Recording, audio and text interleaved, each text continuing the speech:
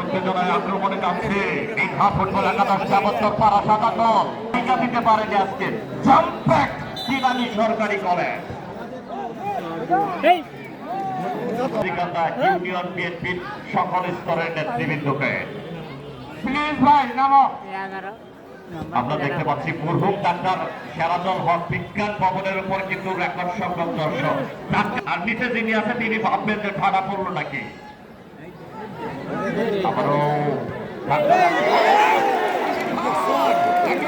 অভিনন্দন জানাচ্ছি, তারাও দুর্দান্ত কারিশমা দেখিয়েছে আর মাঠে চলছে চিনানির কারিশমা। আর সম্মানিত নেতৃবৃন্দ ও প্রিয় এলাকাবাসী, আসসালামু আলাইকুম। একটি ঘোষণা, আজ সন্ধ্যার পর চিনানি বাজার বিএডিসি গোডাউনের সামনে বিএনপির ভারপ্রাপ্ত চেয়ারম্যান জনাব তারেক রহমানের বিবিসি বাংলায় দেওয়া আলোচনা সাক্ষাৎকারটি বড় পর্দায় সম্প্রচার করা হবে।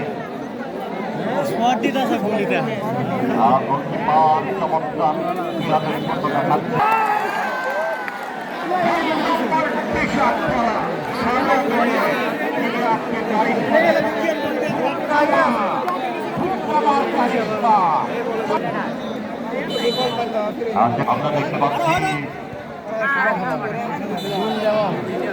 চলে গেল দুদলে রয়েছে বেশ কয়েকজন ফরেনার। আজকে ফরেনারদের জয় জয়কার অবস্থা।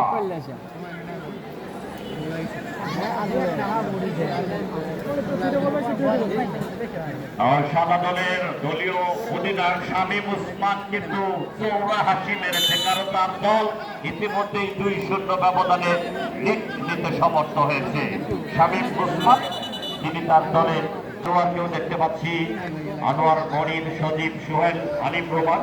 অ্যাক্টিভ ক্লাবকে আমরা অভিনন্দন জানাই। ফরেনারদের পায়ে বল দুর্দান্ত ভাবে খেলে যাচ্ছে। আবার উচ্চ করে ক্রস পাঠিয়েছেন, চমৎকার আই কন্টাক্ট। মনে হচ্ছে ঝিনাইগাতি টু ঢাকার একদিকে ধাক্কাধাক্কি দেশি এবং বিদেশি। আবারও বিদেশি, টাইমিং হয়নি। সাদা দলের সাদা মাথা চমৎকার হেড দিয়েছে সাতটাম্মা।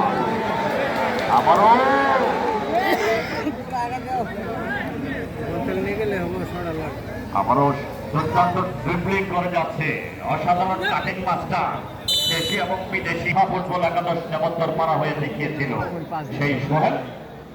তার দল ইতিমধ্যেই এক ফুটে চলেছে, 2-0 ব্যবধানে পিছিয়ে রয়েছে। চিনানি বাজার সাদা দল 2, পক্ষান্তরে মিঠা ফুটবল একাদশ যাবত্তর পারা 0।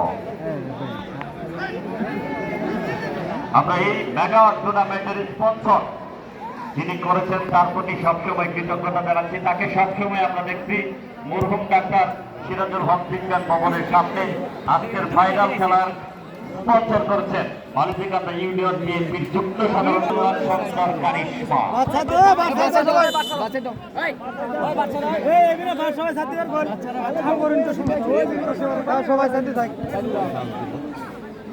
সাদা দলের যিনি কর্ণধার শামীম ওসমান, তিনি তার দলকে কিন্তু চমৎকার ভাবে